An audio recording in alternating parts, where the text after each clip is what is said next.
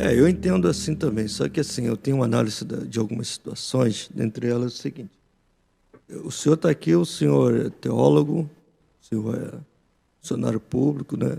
Na verdade, o senhor é contador, e assim, eu estou no Evangelho já há muito tempo também, eu vou fazer 48 anos agora. Nasci no Evangelho, fiquei 3 anos fora e voltei. O que eu percebo, pastor? Fiquei muito tempo na itinerância, pregando a palavra, pastoreei igrejas também. O que eu percebo? Antigamente, e isso serve para a gente, um incentivo para a gente trazer até que para os dias de hoje. O que eu tenho percebido? Antigamente é uma maneira de falar, as pessoas elas trabalhavam, se formavam, estudavam, se formavam e continuavam seguindo o ministério, fazendo a obra de Deus e cumprindo cabalmente aquilo que Deus havia lhe chamado para fazer. Hoje eu percebo assim, uma onda de que vamos viver da obra. E hoje eu vejo muitas pessoas dentro disso que o senhor falou, se aproveitando e fazendo da obra de Deus comércio. O senhor pensa dessa forma também? O senhor tem visto isso? Nós não vamos fazer disso uma regra. Nós sabemos que tem muitas pessoas boas, pastores, que se doam ao homem de Deus, de oração, mas eu estou trazendo para essa questão. Hoje o senhor percebe também que estão aproveitando muito a inocência das pessoas e arrancando. O que o senhor acha aí disso tudo aí? O que eu acho? Voltamos à questão da multiplicação. Sim. Não é isso? Se você chegar à década de 60, você pega, na época ainda estava vivo o Gunarvin, o Daniel Berg. Gunarvin morreu mais cedo. A Assembleia de Deus tinha, acho que 500 mil membros. Hoje a Assembleia de Deus deve ter o que, em torno de 20 milhões? Para dar números mais ou menos, que a Assembleia de Deus, como é a maior, dá para dar um... Ora, se historicamente, para trás, eu estou te falando, eu vi pastores que se aproveitavam da igreja, que botava a igreja comprava a casa e botava o nome dele. Agora, antes nós éramos 500 mil, agora somos 20 milhões, não é isso? Quando você pega essa multiplicação, vamos explicar também os casos. Tudo cresce. Tudo cresce. Sim. Aí, e outra coisa, nós estamos aqui num podcast, certo? Sim, sim. Isso há 40 anos atrás, você ia fazer um seminário, o pastor falava para você, você quer ser pastor? Deus falou contigo? Não, então você não pode fazer. Depois começaram a abrir a mente, não, mas o professor da IBD e tudo precisa... Aí começou a abrir cursos para que ia colar. Hoje você faz online. Você pega um bacharel em teologia, você pega tudo estudando e reconhecido pelo MEC. Então, o que está acontecendo? Essa possibilidade está aumentando a capacidade. Então, hoje, ser pastor há 40 anos, o pastor praticamente se sentia assim, ele falou, acabou. Nós tínhamos uma Bíblia de estudo chamada Vida Nova, foi a primeira. E aí o pastor falava alguma coisa, você lia a Bíblia, você era refém dele, da interpretação dele. No máximo você conseguiu um hino da década de 80, a Vida Nova. Depois veio Pentecostal, não sei o quê. Hoje você tem várias Bíblias de estudo, várias versões. Você pastoreia e o membro da sua igreja, não, pastor, o senhor falou isso aí, mas eu vi o pastor fulano, o reverendo Beltrano, falando assim, assim, assim. Hoje você pastoreia as suas ovelhas, mas as suas ovelhas não são mais aquelas ovelhas que o pastor é como se fosse o saber, que é uma vaidade que eu não consigo entender. Todos nós estamos aprendendo a vida toda. Claro que o pastor requer dele que ele seja aquele que seja maduro na palavra, não seja neófito, aquela coisa toda. Claro. Contudo, os pastores tinham um sentimento também como se fossem donos das ovelhas. Isso é de fato era então, verdade. Existem coisas negativas e existem coisas positivas. Hoje, o conhecimento abriu o leque. Então, um pastor enganador, a pessoa só é enganada se quiser. Ela pode buscar informação. ela pode buscar informação. Hoje tem IBM, o de Campo Grande, o de Jacarepaguá, etc. Você não tinha IBM há 30 anos atrás? Hoje... O IBM começou em Caxias. Sim, começou em Caxias. Então, há 30 e tantos anos. Pô.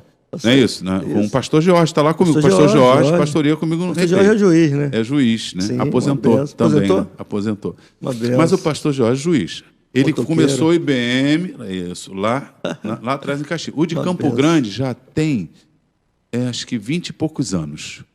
Quanta gente boa. Você vai na EBD de Campo Grande, 90% dos membros são alunos. Então, mas aí essa é a questão. Deixa eu abrir um parênteses aqui rapidinho. Essas pessoas que se preparam, normalmente, elas têm uma visão saudável das coisas de Deus, das coisas do céu. A grande questão hoje, pastor Ayrton, é as pessoas que não se preparam e estão por aí... Não tem jeito. Tudo que chega novo tem coisas boas e ruins. A televisão chegou nova, os crentes diziam que era do diabo.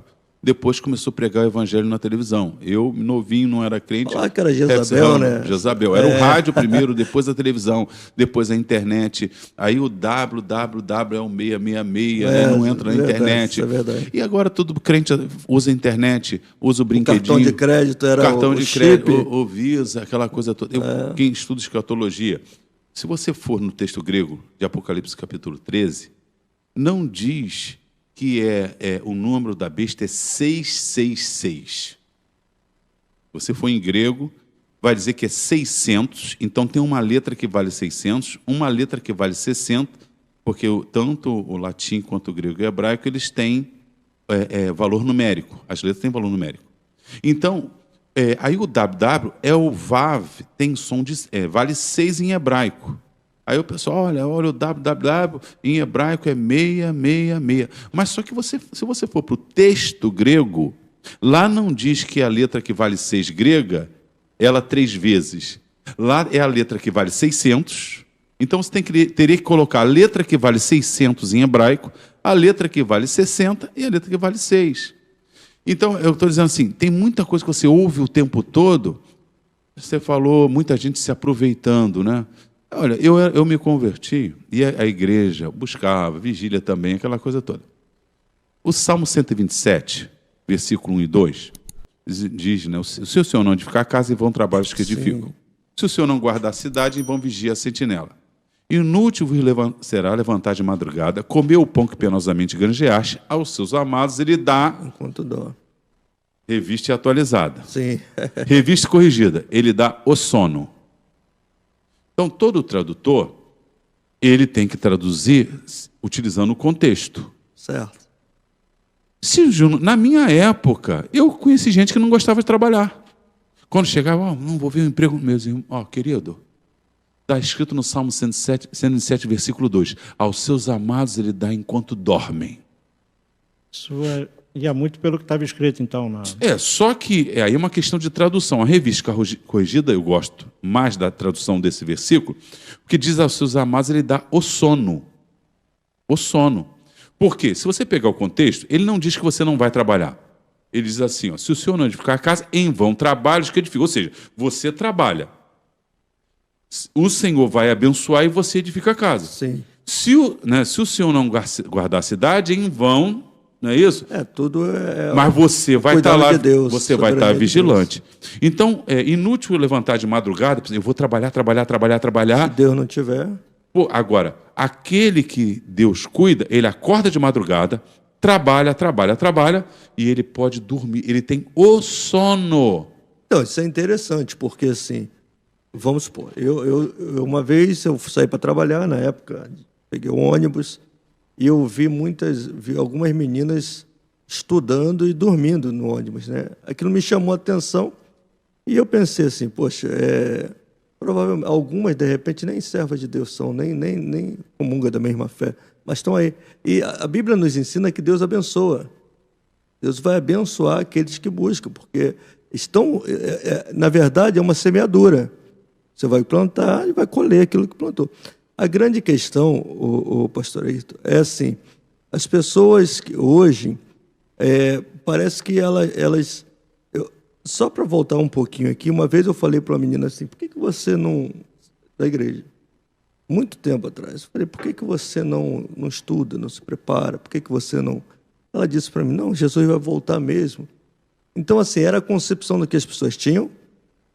Hoje eu vejo as pessoas aproveitando de algumas situações e oportunidades e de ferramentas, quando, na verdade, elas precisavam estar se preparando, buscando. A minha preocupação hoje, como servo de Deus, como pastor, é que as pessoas deixaram de cumprir, de se preparar. O senhor é um homem preparado, um teólogo, mas também é um contador, mas também... Então, se preparou. A gente pega pessoas da nossa cidade, a gente vê que tem muitos assim preparados, advogados, juízes, arquitetos. Só que uma juventude que está vindo por aí, essa é a minha preocupação. Eles estão vindo na onda das mídias sociais e não se preparam, estão largando estudo, estão largando... E dizem, não, vou fazer a obra e não há um preparo. Essa é a minha preocupação. Mas, aí eu volto aquilo que eu penso. Eu não posso dizer a realidade das outras igrejas. Não sei. Mas, por exemplo, na Maranata, os nossos jovens são advogados, ou estão fazendo direito, estão fazendo medicina, estão fazendo enfermagem, estão fazendo... Os meus fazendo concurso. Na Maranata de Campo Grande, os meninos, quando eu fui para ali, que eram adolescentes, um tem doutorado, o outro está fazendo doutorado, o outro é engenheiro, quase todos. Na minha época, era mais comum isso acontecer. Que a gente, buscando a Deus, aquela coisa toda, era muito comum as pessoas não estudarem, entendeu? E aceitar. Hoje, é o que estou dizendo, tudo tem um lado bom e ruim. Eu vejo na igreja, pode ser que a igreja, dentro de um contexto, porque a igreja está num contexto social. Sim. Se você está dentro de uma igreja em que os pais passam para os filhos, olha, estudar, eu sou pedreiro e ganho mais do que tua tia lá, que é professora e tal. E aí a pessoa perca o interesse. Mas, pelo menos no universo que eu vejo na Maranata, tanto de Campo Grande, a do Recreio, que eu pastoreio agora... todo mundo estudando, fazendo concurso. Paulo falou sobre isso quando ele está lá, sabendo que vai morrer. Eu sei que você é oferecido por libação, na 2 Timóteo, capítulo 4. Manda para mim os pergaminhos, a minha capa. Ele já sabe que vai morrer, ele manda trazer pergaminho, capa, livro. Apressa-te, fala para Timóteo. Então, repare, o cristão, ele vai estar esperando a vinda de Jesus. Mas não há nada na Bíblia que mande você esperar a vinda de Jesus sem cumprir a sua responsabilidade como cidadão. É aí que eu queria chegar. Quem não trabalha, não coma. Então, o que acontece? É muito comum o pessoal pregar aí. Tem 2 teologias que eu acho que são extremas, que eu não gosto. A teologia da prosperidade, que transforma a riqueza desse mundo, o tesouro final do crente, e a teologia da missão integral, que transforma a missão do crente em tornar esse mundo perfeito, quando a missão da igreja, como se a igreja tivesse que botar poste na rua e fazer asfalto. Não, isso é César. A igreja está aqui, colocada por Jesus, para libertar o oprimido, salvar o perdido, curar o enfermo. Agora, como somos cristãos... A gente está na igreja, o irmão está desempregado, a gente está bolsa de compra, faz parte, isso, mas não é função primeiro da igreja.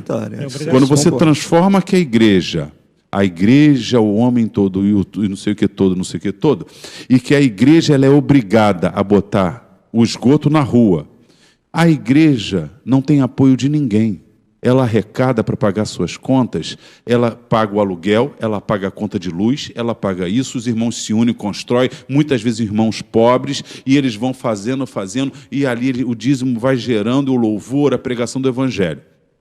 Isso é a obrigação do crente.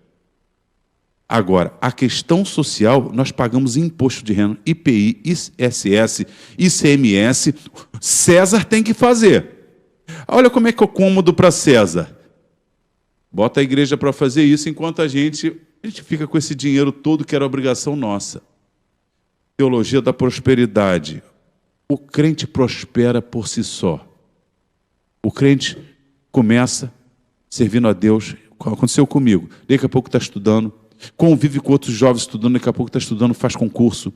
Ou pega uma profissão. Deus abençoa a vida dele. O filho dele já nasceu Ele já está numa situação melhor, já pagando um colégio particular, vai ter oportunidades que muitas vezes ele não teve. Não é isso? Eu ralei muito, dormindo 5 horas por noite para estudar, para me formar. Meus filhos, os 3 já se formaram. Minha filha formada em biologia, meu filho advogada, minha filha mais nova se formou em estética. Eu bancando tudo, curso de inglês, os 3 falam inglês, e eu tive que fazer isso tudo sofrendo. Tudo com a bênção de Deus. Nós não vamos ter tempo. Mas Sim. se eu contasse aqui os milagres que Deus fez na minha vida, concurso que eu passei, concurso Banco Brasil, eu trabalhei no Banco Brasil, antes para a Justiça.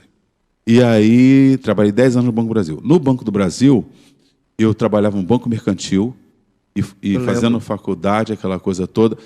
E eu estudando com muita dificuldade, igreja de manhã, porque a gente não faltava igreja, manhã, noite, aquela coisa toda, quinta-feira, e estudando no Largo do Machado para concurso. Hoje você pega, abre a internet, tem um monte de curso te ajudando a estudar. Na minha época, eu tinha que ir para o Largo do Machado 5 da manhã para estudar, até meio-dia para voltar para casa. Você acha que essa facilidade atrapalha, certo?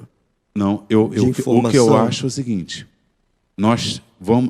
a facilidade gera uma geração fraca. Perigoso, né? Perigoso. Por quê?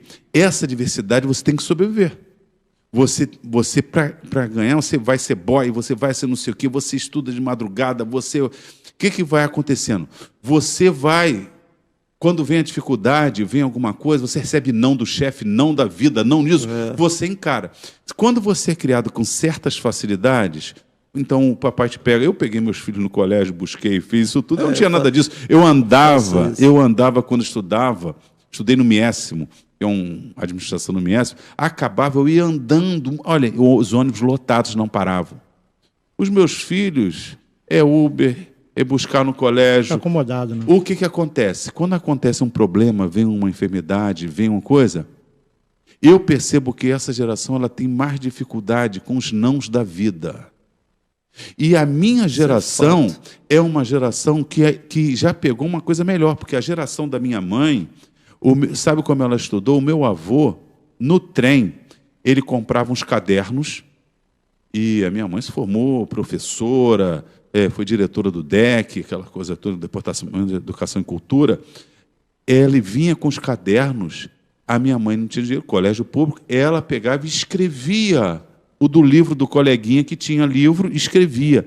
A minha mãe ia de tamanco andando para o colégio, no sol, e quando chegava a casa, ela tinha que lavar a roupa dela, porque era uma roupa só, para ir para o colégio no dia seguinte. Eu não tinha nem nada do que comer. Então, minha mãe ralou, criou 4 filhos, aquele sufoco todo. Eu já tive uma vida um pouquinho melhor. Os meus filhos estão com a vida bem melhor. Mas, o que eu percebo? Esse melhor tem gerado uma fraqueza emocional. Isso é minha opinião. Não, eu concordo. Na minha época, eu ia paquerar uma menina no baile, ela dizia não, eu partia para outra, ela dizia não, eu partia para outra, ela dizia não, eu partia para outra, ela dizia não, até a hora que namorava um. Hoje em dia, estou depressão porque a menina não quis me namorar. Então, por quê? Porque parece que o não hoje é algo que a vida tem que acabar. O meu filho ficou reprovado no Detran. Prova o Detran. Chegou a casa, mais de uma vez. Aí chegou em casa. A vida é isso, a vida é aquilo, é melhor morrer. Aí eu parei, olha só, vamos parar de palhaçada. Você fala inglês fluentemente, você é o melhor aluno do colégio, você tem tudo na mão. Por que você não pode ficar reprovado no Detran? Por que as coisas podem dar errada para os outros, mas você tem que ser o melhor, tudo tem que dar certo na sua vida? As coisas vão dar errado na sua vida. A namorada vai dizer não, você não vai passar num concurso. Então, vamos parar com essa história que quando alguma coisa dá errado é melhor morrer. Então, nesse sentido, eu acho que a geração está... Mas eu acho que a geração hoje, pelas oportunidades, as facilidades, ela está estudando mais. Está estudando mais. Muita mais informação. Pega a minha época, quase ninguém tinha ginásio, depois ensino médio. Hoje em dia, a minha juventude na igreja, praticamente todo mundo tem nível superior. Os adolescentes, tudo isso. Ninguém fala em não ter mais ensino médio. Então, eu acho que é o contrário que as pessoas pensam. Hoje está estudando mais. Mas aí tem a ver com a perseverança. Nós tínhamos uma capacidade antigamente de encarar dificuldades. Eu cansei de ir andando para a igreja. Eu pegava 2 conduções para orar 6 horas da manhã no domingo. Marca uma reunião de oração. A pessoa não está acostumada a pegar 2 conduções, a andar 5 quilômetros para ir para a igreja. Então tem a ver, e outra coisa, não tem a ver com a igreja, nada disso. É a sociedade. As coisas estão mais fáceis. A gente esperava o Natal para ganhar uma bola. Eu dormia abraçado com a bola. O dia que eu ganhei uma bicicleta, aquela bicicleta era o céu na terra. Você esperava um ano. Quando eu queria namorar, eu usava a blusa da minha irmã mais velha, que ela já trabalhava, tinha umas blusas mais bonitinhas. Eu tinha um tênis que usava o ano inteiro, e muitas vezes era o quichute do colégio. E como eu cresci muito, eu não chegava no meio do ano, eu já estava pescando siri. E eu não sou traumatizado por nada disso. Estudei, me formei, passei em concurso público, mas quando o Banco do Brasil, quando eu estava no mercantil, eu fiz a prova, e eram 300 vagas no Rio de Janeiro, 500 em São Paulo, e saiu o resultado, eu fiquei em 323. Eram 1.500.000 candidatos o concurso do Banco do Brasil. Era o concurso mais disputado há uns 30 e poucos anos atrás. E aí, meu Deus, não passei. Eu fui para casa, fiz uma oração a Deus. Eu falei assim, Deus, o Senhor pode fazer o Banco do Brasil chamar 350. Sabe que o senhor já era evangélico já? Já, eu me converti em 85, com 16 anos. Então, já tinha uns 4, 5 anos de evangélico já. Eu comecei a fazer concurso. E aí, o Rio de Janeiro tinha dado 300 vagas no edital. Sabe quantas pessoas chamou o Rio de Janeiro? 350. Quando eu estava no tribunal, em 99, era gerente da tesouraria, então chegava às 7h30 no banco, saía 10, 11 horas, ia na igreja, aquela correria, o presbítero da Metodista Wesleyana, visitando, levando ceia, pregando e dando aula. E aí eu falei, Deus, eu quero ir para um lugar mais tranquilo, pelo menos que eu cumpra o horário, porque no banco não tem jeito, a gente não vai cumprir o horário. Falei, Senhor, fui me inscrever num curso reciclando ao lado do Banco Brasil, até um advogado que foi defensor público, Celso Pinto de Miranda. E aí era dele esse curso. Me inscrevi, não consegui fazer o curso. Paguei 1999, paguei R$300. Comprei gravador, fiz tudo para estudar. Não passei. No Banco Brasil, ao lado. O curso era de 7 às 10. Eu só saía depois da aula acabar. Tinha que levar malote na Lapa, Sesec Lapa, tinha muito cheque, passava da hora 8 horas, tinha que levar. Comprei Código Penal, não consegui estudar para o concurso da Justiça. Eu falei, Jesus, não é possível. Fui para casa um dia, triste, falei, poxa, Senhor, trabalhando na Justiça eu vou ter mais tempo para me dedicar à tua obra, te servir, aquela coisa toda. E falei, eu estava chateado. Dobrei meu joelho em casa, minha esposa tinha ido para a casa da minha sogra, dobrei o joelho e falei assim, Deus, o Senhor sempre fala, eu tenho um mistério comigo na tua palavra, aquela coisa, eu não consigo, eu estou sempre trabalhando, no Banco Mercantil eu trabalhava sempre além do horário, no Banco do Brasil eu trabalho sempre além do horário, sempre estou nos lugares que tem que trabalhar além do horário, sempre esse sufoco. E agora eu me inscrevi, e quando eu me inscrevi, o colega que trabalhava comigo ficou doente. Na tesouraria do Banco do Brasil, que éramos 2, ficou só um, fazendo o serviço todo. Aí eu dobrei o joelho e falei assim, fala comigo. Abri, deu uma coisa de crente antigo, que eu já não fazia há muitos anos, Senhor, essa é uma coisa, fala comigo. Abri a Bíblia, fala comigo.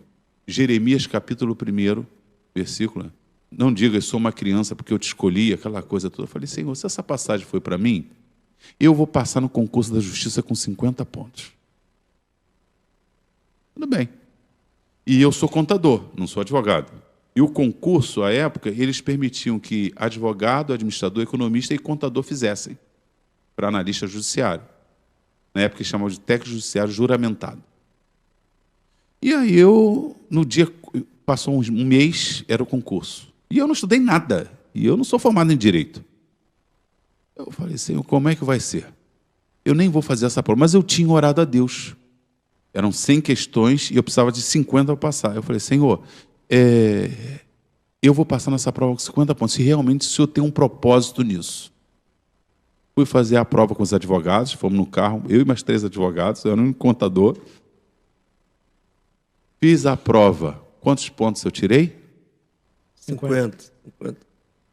É. O Tribunal de Justiça tinha 8 regiões, depois virou 11.